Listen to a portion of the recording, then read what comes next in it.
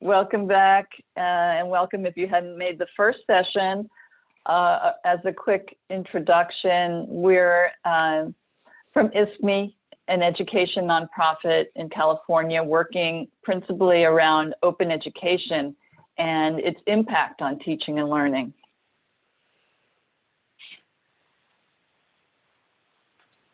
We gave you an initial introduction to the project that's been focused on STEM OER accessibility and the notion of using open education for making teaching and learning materials more equitable and more usable for learners of all styles and modes and preferences of learning. In accordance with the notion of the legal definition of accessible, we expanded that to be a broader definition around open education and its notions of equity and social justice. So I'll pass it back to Cynthia to walk us deeper into this work. Okay.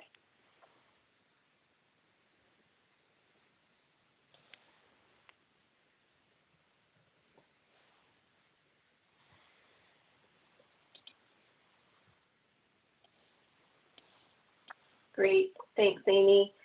So I showed you a little bit of the guidebook before the break, and that in focusing on the STEM component and accessibility there, what we're really trying to do through the guidebook is help faculty answer questions around whether they're equations and formulas, they're charts, graphs, and other data visualizations, their data tables, their simulations, and if using maps and geography, whether those are accessible as well. I wanted to go back into the guidebook and look at those elements, again, in particular, a little bit more closely. So for the equations and formulas piece, what we're really asking faculty to look at is to determine whether those equations are included as a markup language, making them screen readable and accessible to their learners. And often, if you use some of the tools that allow you to create your equations and tools in a markup language, they can also be zoomed in by the user, and I'll show you an example of that in a minute. We've learned from our STEM accessibility experts that aren't unfortunately on the call today that a lot of times faculty might create their equations in a markup language, but then render them as an image in their web-based document, then making them inaccessible again because images aren't able to be read by a screen reader unless, of course, there's some alt text behind the image. But there's a lot of complications with that, and if you click down in the guidebook to the definitions and considerations, we really try to walk you through that in a clear way. And then if we move into the other STEM elements that we're trying to address in the guidebook, data visualization, that again includes the important notion of including short descriptions or alt text behind the visuals or the visualization so that screen readers can read the description, as well as being able to, for students to perceive the visualization without reliance on color alone. And then also, finally, that the raw data used to create the data visualization is available alongside the resource. So these are some best practices around creating data visualizations that are more accessible.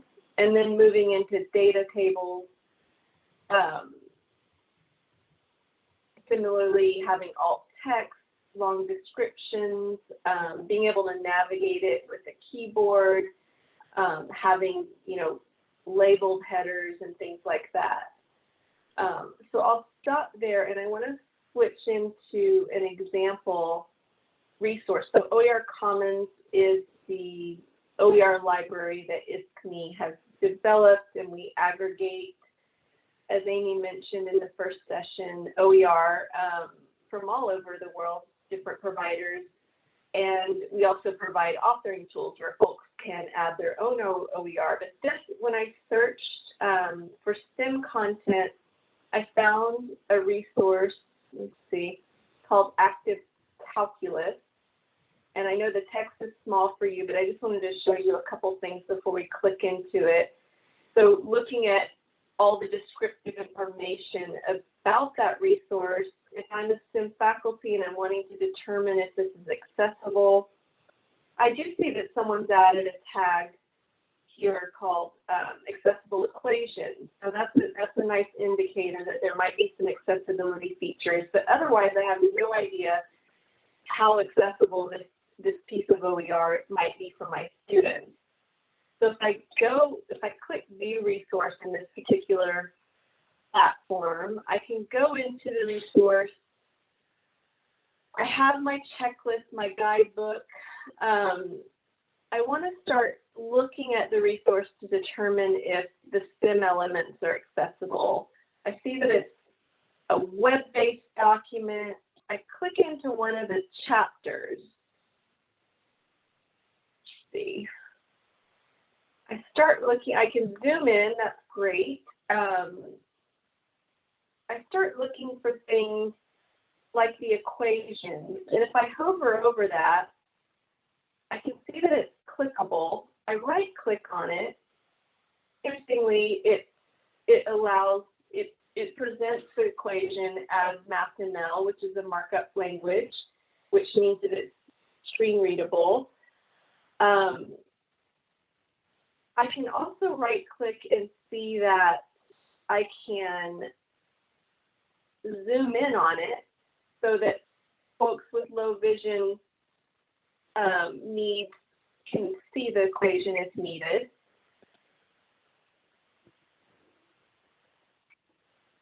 Other components, let's see. Here's a data visualization, a graph. I can hover over, zoom in and zoom out. That's great. If you remember, for data visualizations, we want to make sure, as per our checklist, that it doesn't rely on color alone for students to make sense of it. So although it uses color, students can still make sense of it even if they can't see color. Another thing that we want to make sure of with data visualizations as per our accessibility checklist is that alt text is available, so short descriptions are behind it that can be read by a screen reader. And a way to tell that, which we've outlined in our guidebook, is if you right-click on the visualization and click Inspect, you can look into the code to see if alt text descriptions were included for that resource, and in this case, they were not. And we've got a better description of that in the guidebook, but I won't go into that too deeply. Other things we might look at in our STEM resource, so our equations were good, our visualization was somewhat good, although there was not alt text there. Also, there wasn't the raw data behind the visualization, which is a recommendation in our guidebook. We can scroll down to tables. So we have in our checklist quite a list of best practices for tables. And we see in our table that there are headers. Cells have not been merged, which is great, but it's not keyboard navigable because I can't tab through it. Also, when I inspected it, there was no alt text behind it explaining the table for a screen reader for those folks who can't see it.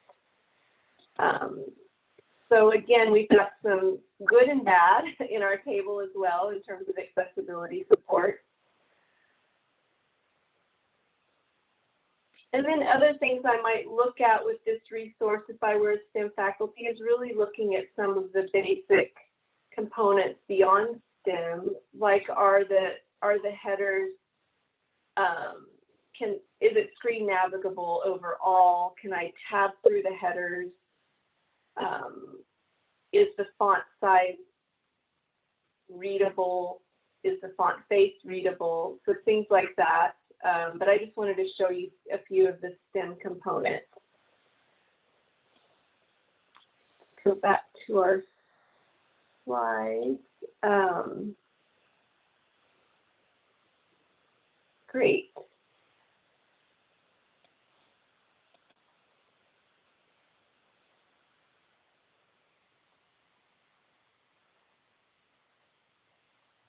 So Amee, I'll turn it over to you to kind of wrap this up and discuss a little bit of what we saw and thought about. Thanks, Cynthia. I'm excited about the relevance of this work to any of you here today.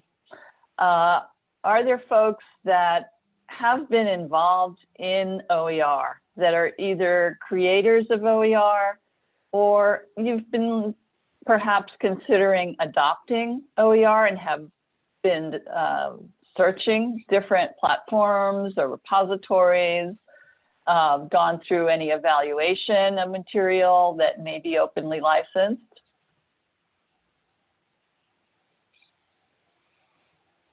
Or are you new to this space? Is the notion of OER something that you were not quite aware of and haven't tried yet? You can use the chat or just pop right in if you want to talk.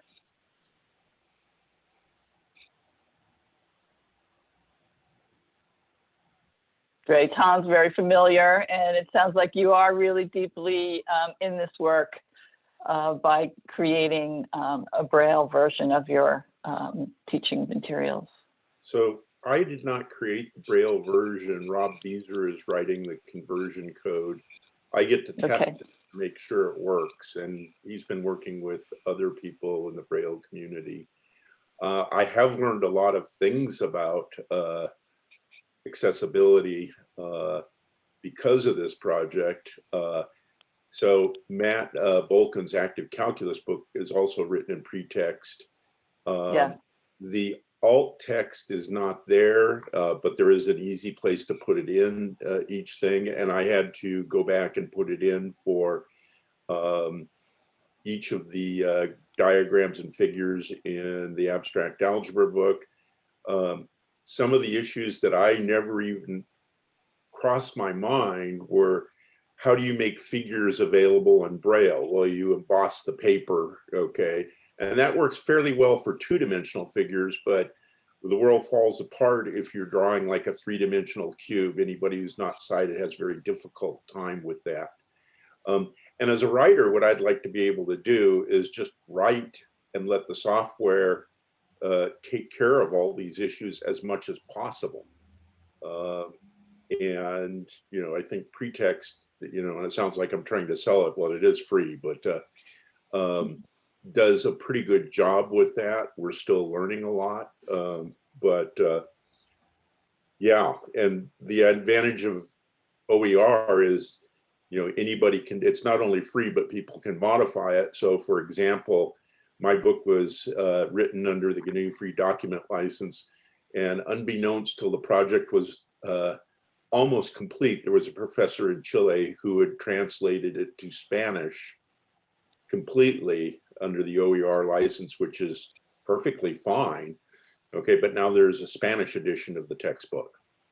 Wonderful. That's a great example, Tom.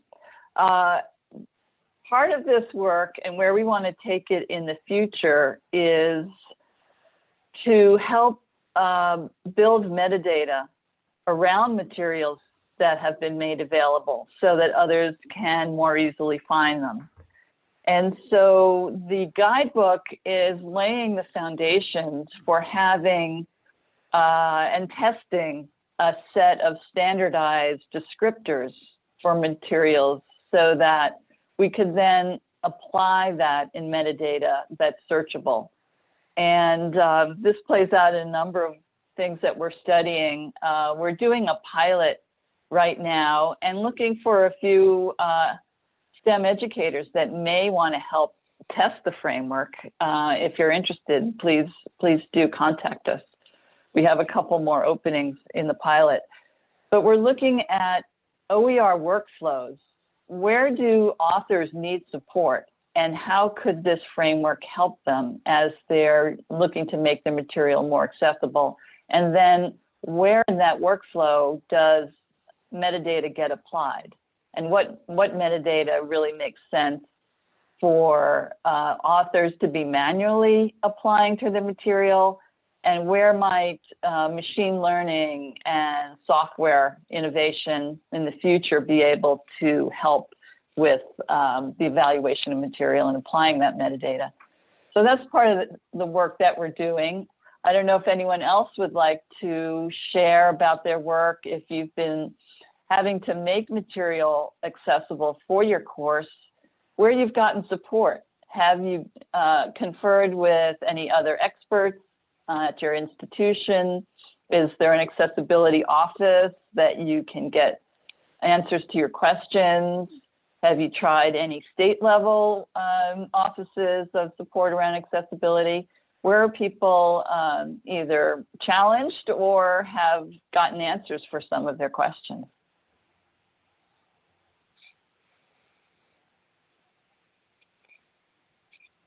So I've gotten more than one request for from libraries at different universities or professors at different universities saying that they have a somebody who's not sighted or somebody who has poor vision and needs a large print edition. And basically, I just ship them the LaTeX files, okay, or whatever files they need, and they have taken care of it at that end. I know for the Braille version, I think somebody at University of Nebraska was working with what we've produced so far for the abstract algebra version, Braille version or edition. And we typically get comments that by supplying them the right materials, we've reduced their workload by 90%. Great.